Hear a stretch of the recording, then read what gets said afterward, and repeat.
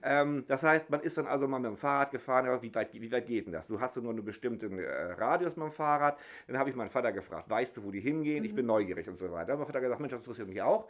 Und dann sind wir eine ganze Zeit lang mit dem Auto den Leitungen hinterher gefahren. Ach, cool. So, Aber das ist jetzt schon, wenn ich das richtig verstehe, also bist du hier aufgewachsen, ne? ja, ja, ist mein Dann, Elternhaus. genau. Das ist mein Elternhaus hier. Cool. Ne? Und dann, ja, Ja, ne? das hast du dann, also das kommt sozusagen, hast du schon mit aus der Kindheit in das Erwachsenenleben, diese Ja, Faszination. in gewisser Weise Ja, schon. Ne? Also wir sind da ja, eine ganze Weile rumgefahren, aber mit dem Auto kommst du natürlich nicht überall hin. Die Leitungen, die gehen querfall ein, ja, da verlierst du sie. Dann siehst du hinterher wieder, weißt du nicht, ob das dieselbe ist und so weiter. ja. Ne?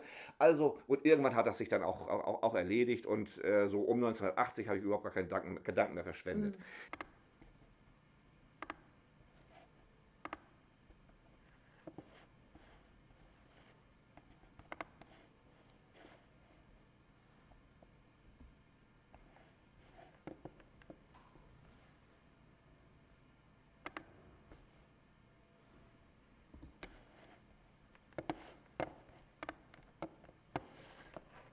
Eigentlich dreckig. Richtig. Also funktioniert folgende Ja, Gleichung. Sind die Klamotten, nicht das Kind selber, die Klamotten vom Kind nicht mehr sauber, hat's gespielt. ja. Also mussten meine sauber bleiben. Du merkst, ich versuche Ja, das ja. Wort zu umschiffen. Ne? Ne? Mussten meine Kleider sauber bleiben. Ja. Ne? Ich muss mich jetzt ein bisschen zusammen sagen. Lotte, suhl dich bitte mit mir im Dreck. Ne? Das ist ein Satz, den du nicht mal eben so rüberbringst.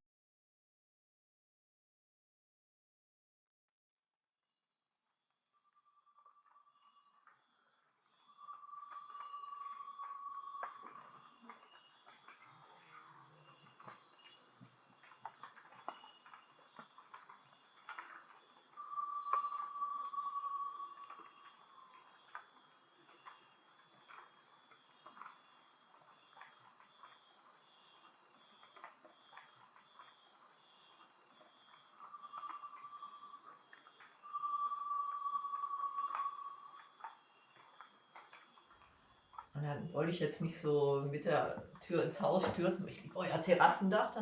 Ich sag, hast du schon mal was von Animismus gehört?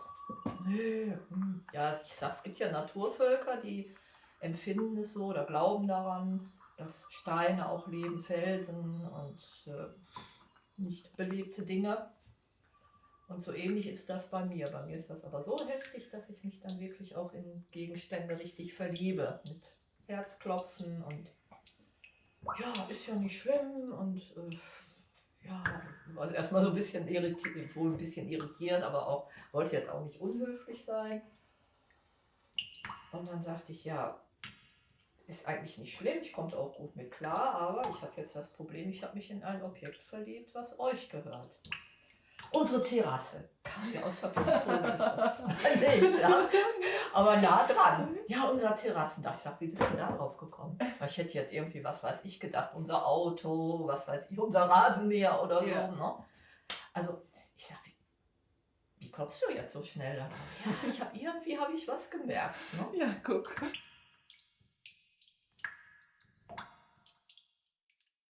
Dann habe ich das auch so durchklingen lassen, wenn es so weit wäre. Man muss ja ein bisschen Takt hier, ein bisschen vorsichtig sein, Ja. Pietät bewahren. Ne? Aber ich habe das so durchklingen lassen, dass ich dann das Dach nehmen würde. Ne? Ja. Ja. Ich meine, hier ist sowieso kein Schatten hier auf dem Hof und ich würde das auch bei meiner Cousine durchboxen. Ich würde es haben wollen. Ja. Einerseits, um Schatten zu haben, ne? Und das wäre für mich das Paradies. Ne? Ja. Mein Sadie hier und ich könnte, dann müsste das auch so stehen, dass ich dann auch kuscheln kann an der Seite, meine Leiter da nachts aufstellen kann und Ja. niemand mehr um Erlaubnis fragen muss und so.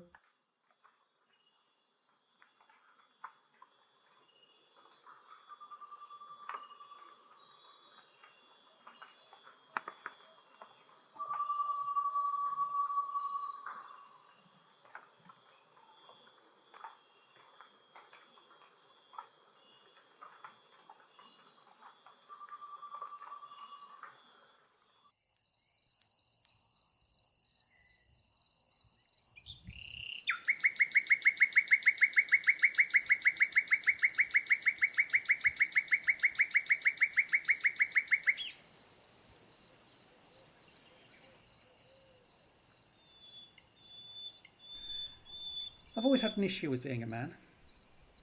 Because it's never been quite... There's always been something that I've been kind of wary of or not quite connecting with. So I do not relate to men. Most of my friends, and by most I did actually calculate it was about 70%, 70 to 72% of my friends are female. Or at least they are mostly assigned female at birth, most of my friends. And I just feel more comfortable around women than men. I feel I can relate to them more, and the conversations I have are more comfortable. I'm always wary about men, and however, how do I phrase this? I know how I phrase this. My mouth is pansexual. And if we're talking, for example, kink, largely because I don't differentiate, because I'm asexual and I don't consider it a sexual act, or at least not for me. It may be for them. I don't care if it is for them. Maybe I'm glad if it is for them. That's quite fun. I like to please people. I like to know that they're getting off because of things that I'm doing. I would kink with anyone because it's not important to me who or what they are. It's more important that we have the connection and I feel comfortable with them. Yeah. And as I say, I'm perfectly open in kink conversations. I'm perfectly open about other people's sexual needs and desires. So, I literally advertise that on my kink profiles. Tie me up and make me suck you off. That would be fab. And it works for women as well. I'm happy to go down. I talk about sucking off simply because that's just more, that's easier for one thing. It's also more likely to happen in the circles that I mix with. But, you know, I'm equally as happy going down on women because it's just as fun.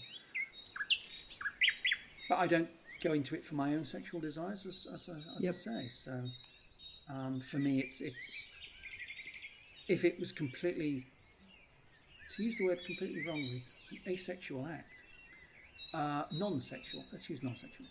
If the kink session was completely non-sexual, it wouldn't make any difference to me, because that's kind of why I do it. Mm-hmm. I do it for its own sake rather than for any sexual attraction. And that is, as I said, it's quite hard to explain because a lot of kinksters are sexual. Yeah. I'm not that fond of sex, but I have noticed that when I'm tied to a bed and a woman is riding me, that works.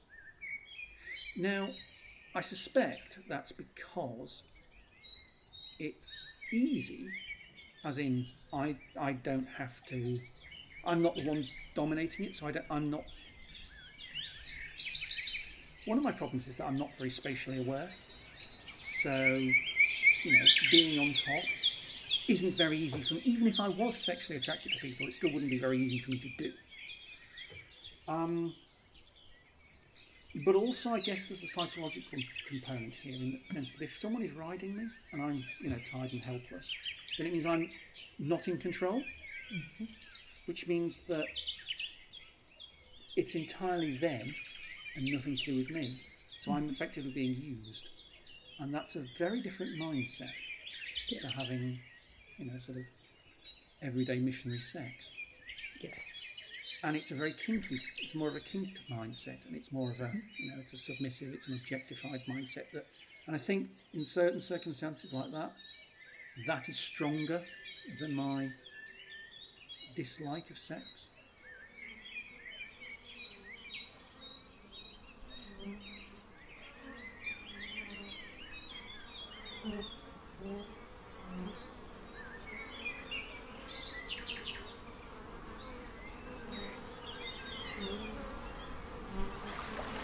Nach der Ejakulation zieht sich der Thron von der Königin zurück, wobei ihm sein Hinterleib mit einem hörbaren Knall aus dem Körper gerissen wird.